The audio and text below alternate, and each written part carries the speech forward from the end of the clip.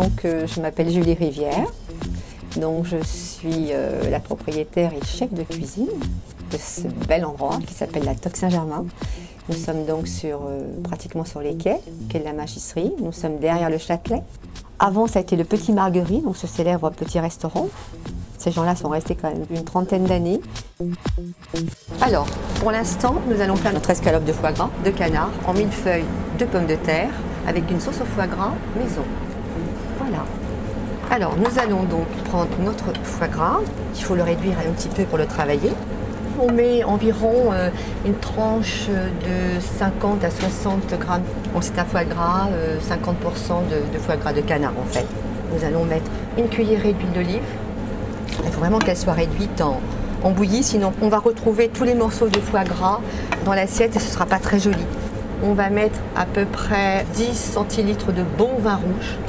Voilà, ensuite on fait chauffer à feu doux, sinon la sauce risque de tourner. Alors nous allons mettre une pincée de poivre, une pincée de sel et un petit peu de noix de muscade que je vais râper. Voilà. Et nous allons mettre une petite cuillerée de fond de volaille. Il faut faire très attention au niveau de la cuisson.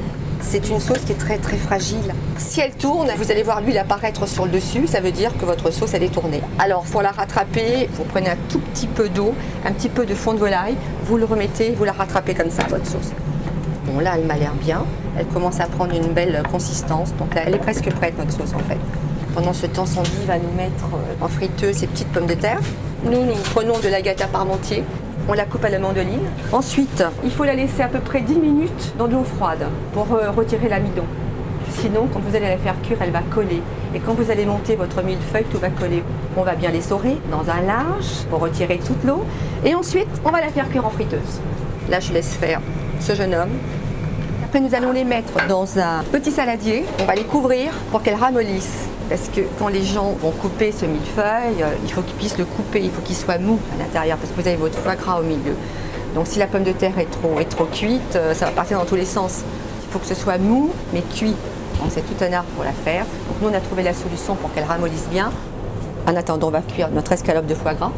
Il faut le mettre dans une poêle très chaude parce qu'il faut vraiment le saisir. Si vous le laissez trop longtemps, vous n'aurez plus que de la graisse de canard.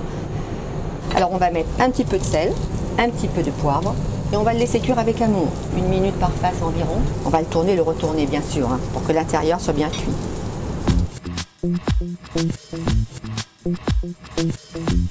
Vous voyez, toute la graisse commence à sortir, ça veut dire que l'intérieur cuit. Il faut quand même qu'il ait cette couleur sur le dessus. Voilà, là je vais le retourner sur cette face-là et il sera parfait.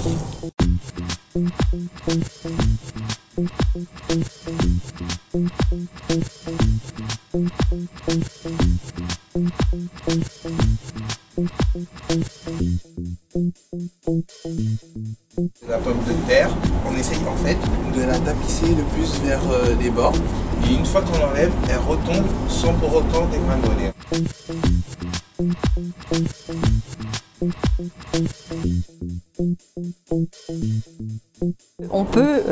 On n'est pas obligé de faire ce millefeuille en rond, puisque la pomme de terre, étant donné qu'elle est ramollie, on peut la travailler à la main.